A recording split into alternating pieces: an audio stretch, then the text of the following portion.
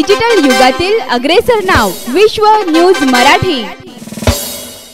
मुलाच्या अपघाती मृत्यूने खचलेल्या वृद्ध आई वडिलांनी राहत्या घरी पत्र्याच्या लोखंडी अँगलला साडीने गळफास घेऊन आत्महत्या केली।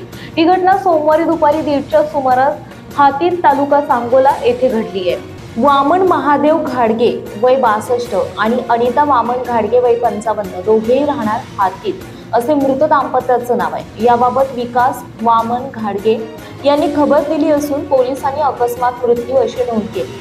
मृत वामन घाडगे यांचा मुलगा आकाश याचा 4 वर्षांपूर्वी बेंगलोर येथे झालेल्या अपघातामध्ये मृत्यू झाला होता। त्यानंतर पती पत्नी खचले होते। सोमवारी मुलगा विकास घाडगे हा गावात ग्रामपंचायतीमध्ये कामानिमित्त गेला होता, तर पत्नी स्वाती ही चुलते विलास घाडगे यांच्या घरी गेली होती।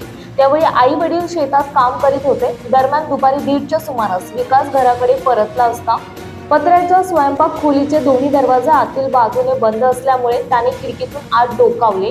वडील वामन घाडगे आणि आई अनिता घाडगे यांनी साडीने लोखंडी अँगलला गळफास घेतल्याचं दिसलं। सांगोला ग्रामीण रुग्णालयात पती पत्नीचे शवविच्छेदन करून रात्री उशिरा त्यांच्यावर अंत्यसंस्कार केले आहेत।